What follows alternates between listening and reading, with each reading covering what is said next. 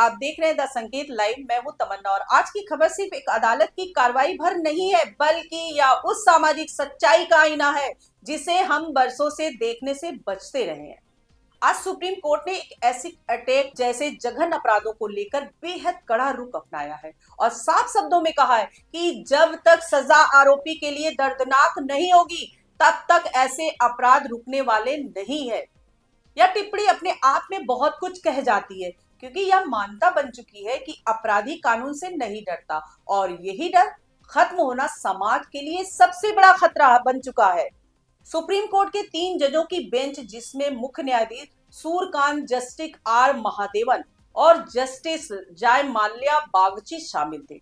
उन्होंने कहा कि एसिड अटैक जैसे मामलों में सुधारवादी दंड सिद्धांत की कोई जगह नहीं है। यानी यहाँ सोच लागू नहीं हो सकती कि आरोपी को सुधरने का मौका दिया जाए, क्योंकि यह अपराध सिर्फ शरीर पर हमला नहीं है, बल्कि यह किसी इंसान की पूरी जिंदगी को जला देना जैसा है।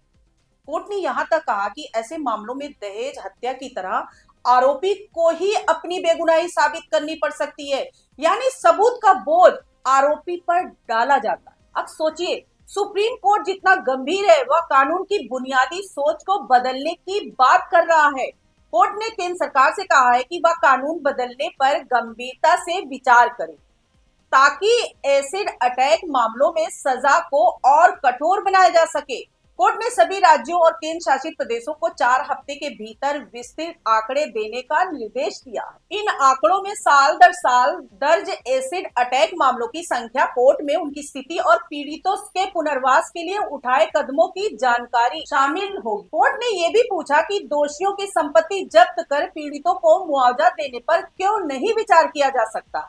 ये सवाल बहुत बड़ा है, क्योंकि आज तक मुआवजा ज्यादातर सरकारी खजाने से दिया जाता है, जबकि अपराधी आराम से अपनी संपत्ति भोगता रहता है।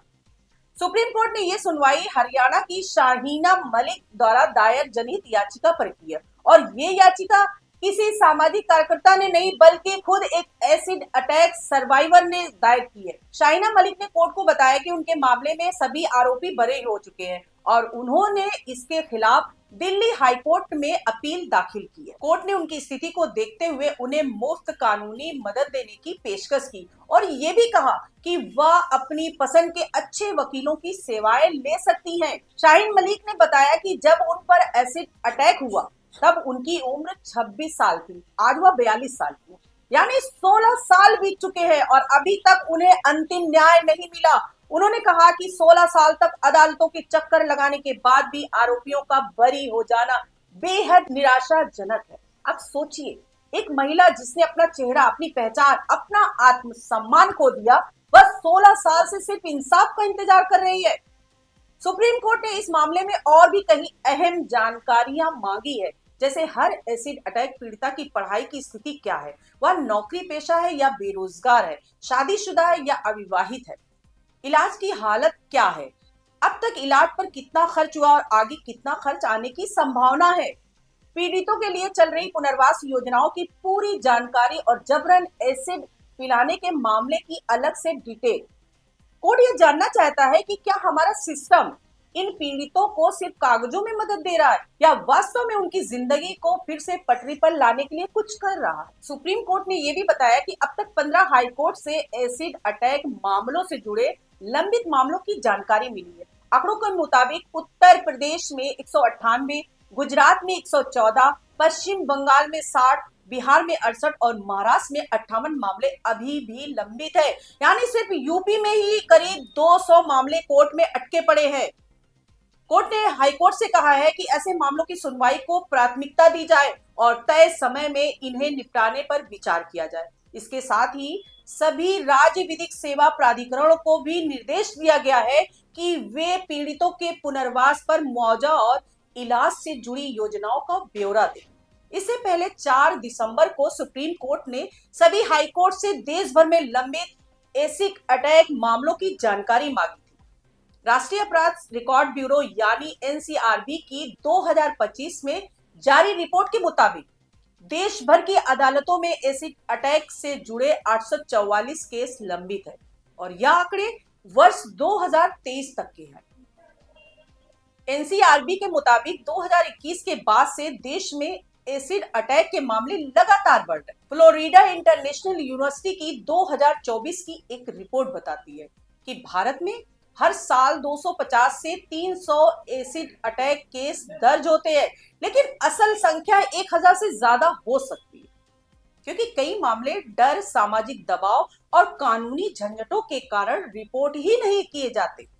यानी जो सामने आ रहा है वह सिर्फ हिमखंड का छोटा सा हिस्सा है। असली सच्चाई इससे कहीं ज्यादा भयावह है। सवाल यह है कि आखिर इतने कानून होने के बावजूद इतने मामले क्यों हो रहे हैं? तेजाब की बिक्री पर रोक के बावजूद तेजाब आसानी से क्यों मिल जाता है? आरोपी इतने बेखौफ क्यों हैं? क्या उन्हें कानून का डर नहीं है या उन्हें भरोसा है कि वे बच जाएंगे? सुप्रीम कोर्ट की टिप्पणी इसी डर को खत्म करने की कोशिश है कि जब तक सजा दर्दनाक नहीं होगी तब तक अपराध नहीं रुकेंगे। यह सिर्फ एक कानूनी बयान नहीं बल्कि समाज के लिए चेतावनी है कि अगर हम इन अपराधों को हल्के में लेते रहे तो कल कोई भी सुरक्षित नहीं रहेगा। आज जरूरत है कि कानून को और सख्त बनाया जाए, तेजाब की बिक्री पर कड़ाई से निगरानी हो, फास्ट ट्रैक कोर्ट में ऐसे मामलों की सुनवाई हो और पीड़ितों को सिर्फ मुआवजा नहीं बल्कि सम्मानजनक पुनर्वास, नौकरी, शिक्षा और चिकित्सा सुविधा मिले। क्योंकि इंसाफ सिर्फ सजा देने का नाम नहीं है, इंसाफ पीड़ित की जिंदगी को फिर से पटरी पर जीने लायक बनाने का नाम भी है। आपकी राय क्या है? क्या एसिड अटैक मामलों में फांसी या उम्र कैद जैसी सजा होनी चाहिए? क्या आरोपी की संपत्ति जब्त कर पीड़ित को दी जानी चाहिए? कमेंट में अपनी राय जरूर लिखिए। वीडियो को लाइक करें, शेयर करें और 10 संकेत लाइव को सब्सक्राइब करना ना भूलें। आज के लिए इतना ही। नमस्कार दोस्तों।